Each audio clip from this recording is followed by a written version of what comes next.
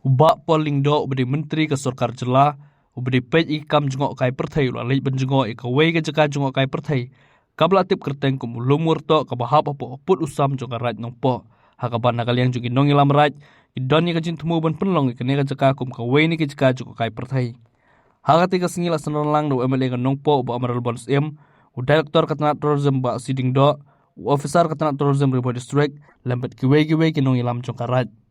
Habakaran ciklat petai kubor ba polling do adan kajing po yuk kejat auto ulum luong bakan ka jaka ka don hok banyo ka jing ithu na ka Sarkar Jela haka bai dei ben kenti kam jngok kai bat haringkat ka jing trelang berkatan tourism kin sale ka survey na ka bentaban pun urlong ka jing tmo jung kinong ilam joka raj nong po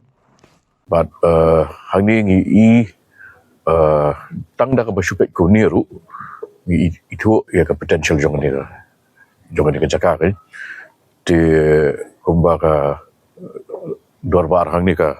angnut nakarat de kalumbangin develop ya ni kum ka tourism site ka wei shwa kalong pakadai ka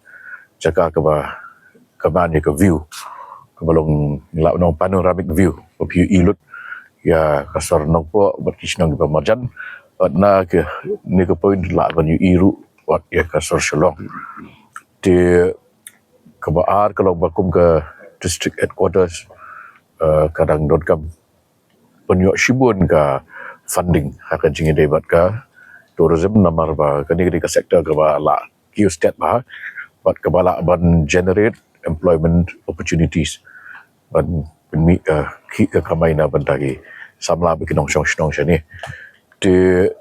kumbang ilai kran mendan ka jing don rengkat jong director ka